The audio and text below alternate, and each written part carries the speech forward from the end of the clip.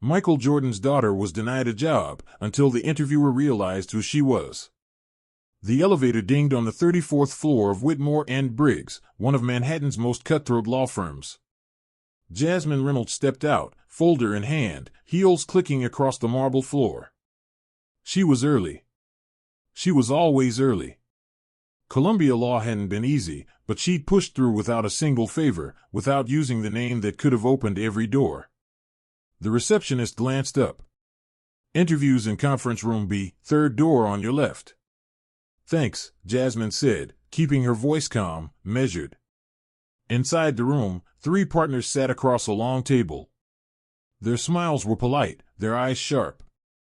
The woman in the middle, Marcy Briggs, skimmed Jasmine's resume. Impressive, she said, without looking up. GPA. Moot court. Clerkship at Southern District. Why us? Jasmine didn't hesitate. You're the best in civil litigation. I want to be where the bar is highest. One of the men chuckled. Everyone says that. Jasmine let the comments slide.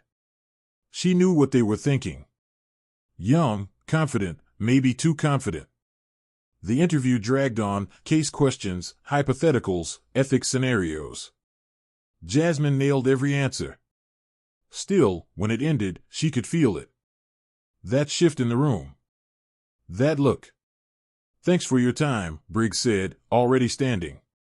We'll be in touch. Back outside, Jasmine exhaled. She'd done well.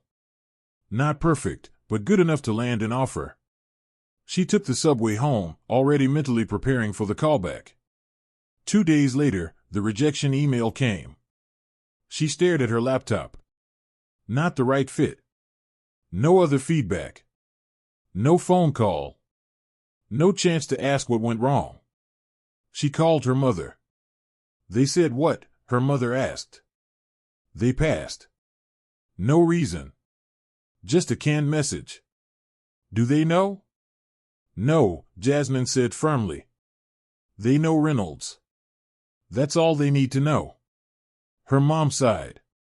Honey, I support you doing this your way. But don't let pride block your path. This isn't about pride. It's about being taken seriously. 3 blocks away, in a sleek bar filled with junior associates, Eli Turner scrolled through his phone and froze when he saw Jasmine's name on an internal rejection thread. He hadn't seen her since law school, but he remembered who she was. And he knew the last name Reynolds wasn't the one she usually went by. He hesitated, then forwarded the email to Dale Whitmore, adding only 4 words, "You may want to call." Whitmore called someone else instead. Late that night, Jasmine's phone rang. Hey, Mom, she answered, seeing the caller ID. You're not going to like this, her mother said gently.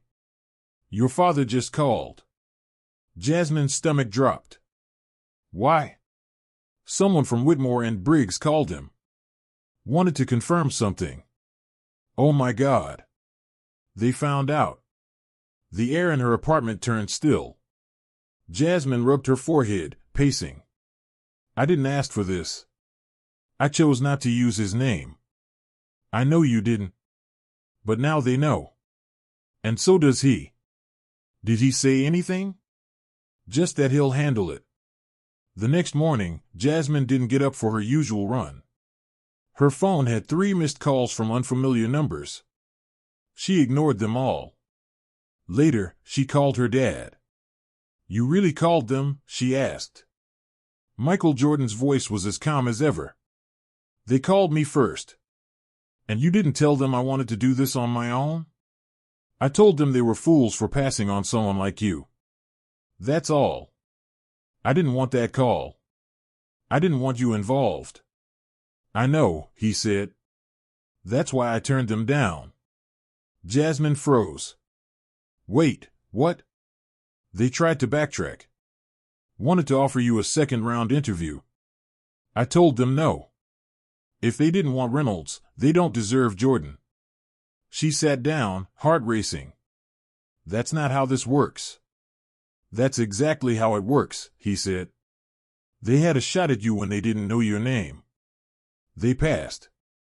You don't need them. I wanted to earn it. And you did. That's what they missed. For the next week, Jasmine stayed low.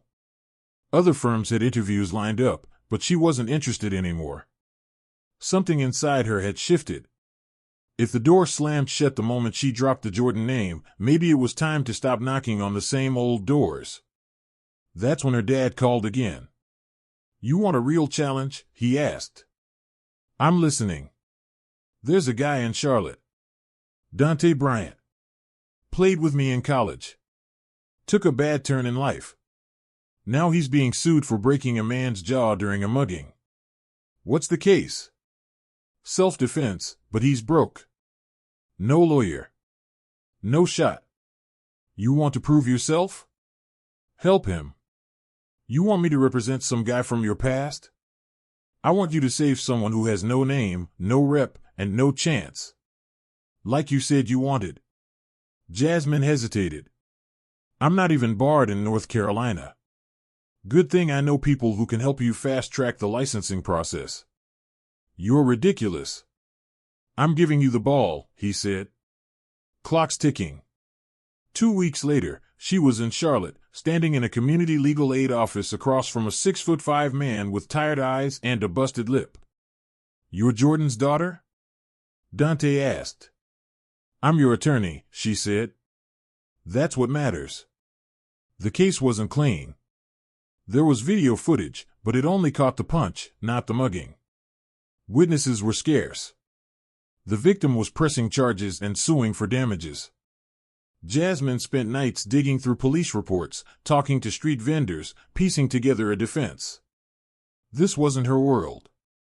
No glossy conference rooms. No assistants. Just a desk, a laptop, and a man who was once a rising star and now slept in a shelter.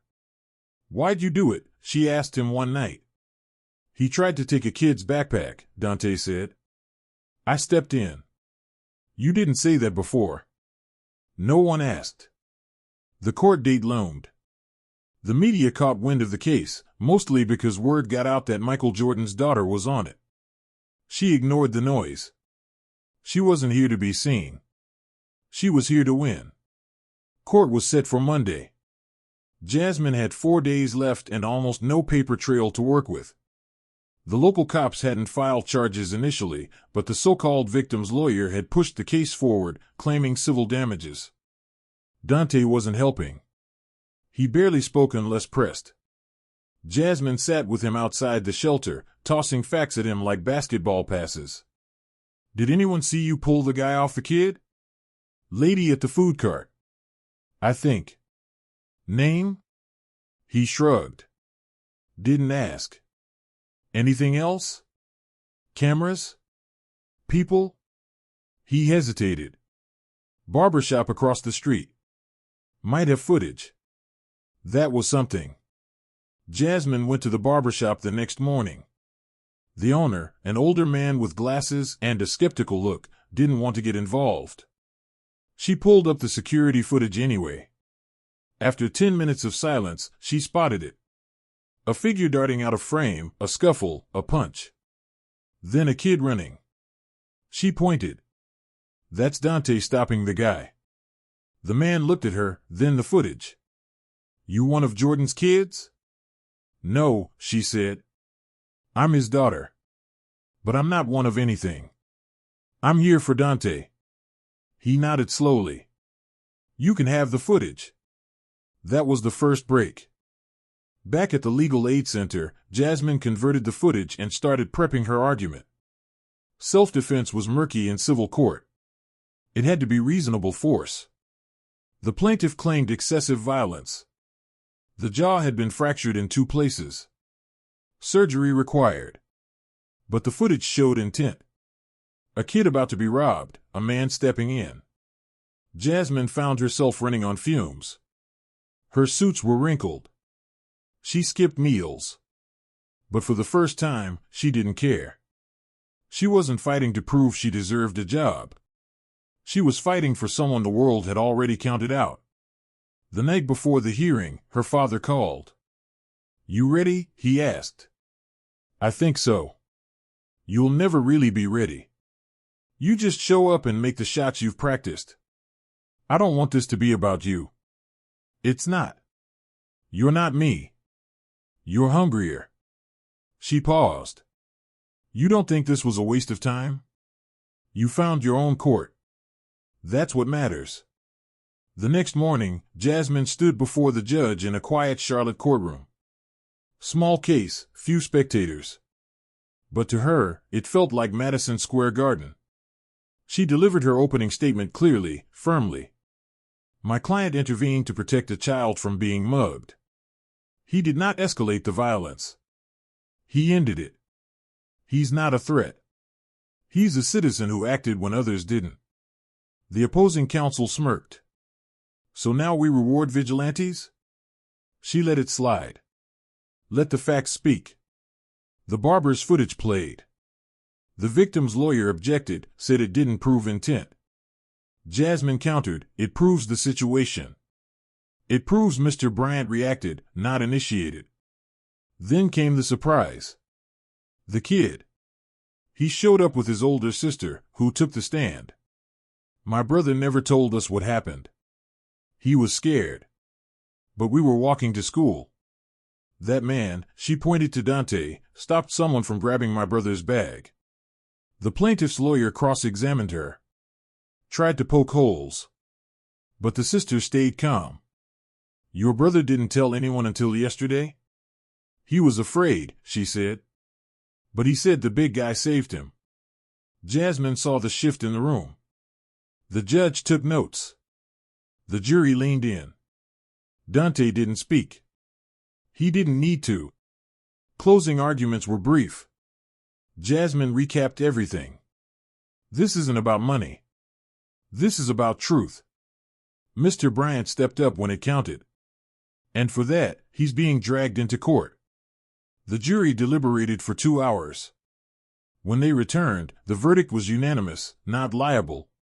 Case dismissed. Jasmine didn't smile. Not until she turned to Dante, who gave her a slow nod. The first real look of respect she'd seen in weeks. Outside the courthouse, reporters waited. Word had gotten out. Cameras flashed. One reporter shouted, "Are you Michael Jordan's daughter?" Jasmine ignored it. She turned to Dante. "You're free. You can walk out of here clean." He looked around like the air was new. Never had someone fight for me like that. Then remember how it feels. Later that night, Jasmine sat alone in her motel room. The phone buzzed. It was a text from her dad. Heard the result. You earned it. Just like I thought you would. She stared at it for a long time. Then another message came through. There's someone I want you to meet. In New York. Big firm. But don't worry. They don't know your name. Yet. Jasmine stared at the screen. She could go back. Maybe even take the victory and get her spot. But part of her wasn't sure she wanted it anymore. She had felt more alive in a tiny courtroom in Charlotte than she ever had in Manhattan. The next day, a call came through from Whitmore and Briggs. Jasmine Reynolds, the voice said. We'd like to revisit your application. There's been some new interest. She smirked. Funny how that works. You're invited to consult on a major civil suit. One of our partners insists. I'll think about it, she said. Let me ask, do you want Reynolds, or do you want Jordan? Silence. We want the attorney who just won a self-defense case with zero resources and flipped public opinion overnight. She paused. Then we'll talk. She ended the call and stared at the skyline from her motel window. The city would always be there. But now she knew she didn't need it to prove herself. She'd already done that. Jasmine stepped into the tall glass tower of Whitmore and Briggs once again, but this time, she wasn't carrying a resume. She carried a case file. They brought her in as outside counsel. Not an offer. Not a favor. A job. On merit. The same firm that had once rejected her now needed her. And they didn't even know it yet. The lawsuit involved one of their top corporate clients, an athlete turned entrepreneur being sued for breach of contract by a former business partner. The deal had gone sour, the press was sniffing around, and the firm was losing control of the narrative. Dale Whitmore personally requested her input. In the conference room, he extended a hand. "Thanks for making time." "I almost didn't," Jasmine said, shaking it. He gestured for her to sit. "Fair. But we saw your work in Charlotte. Your instincts are sharp. The way you handled the media? Impressive." "I wasn't trying to impress anyone," she said. "I was doing my job. That's what impressed us." She opened the folder and got straight to it. "Your client's problem isn't legal. It's public perception. You keep fighting this the traditional way, he'll lose his brand, even if he wins the case." Whitmore frowned. "So what do you suggest?" Jasmine laid out a new approach: settle quietly, restructure the brand, and release a joint statement that reclaims control of the narrative without admitting guilt. It was bold, unorthodox.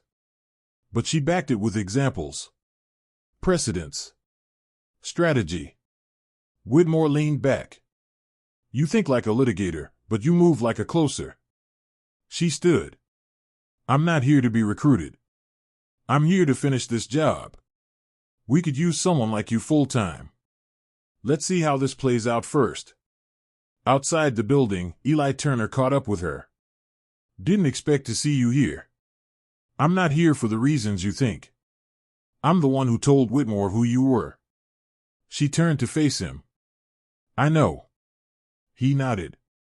"You earned this, Jasmine. No shortcuts. Everyone knows now." "Good," she said. "Because I'm done hiding." Back in Charlotte, Dante Bryant had started showing up at the community center twice a week, volunteering. Jasmine called to check in. "How's it going?" she asked. "Better. Got a job sweeping floors at the rec center. Might coach a youth league." "That's great to hear. You still working with those suits in New York?"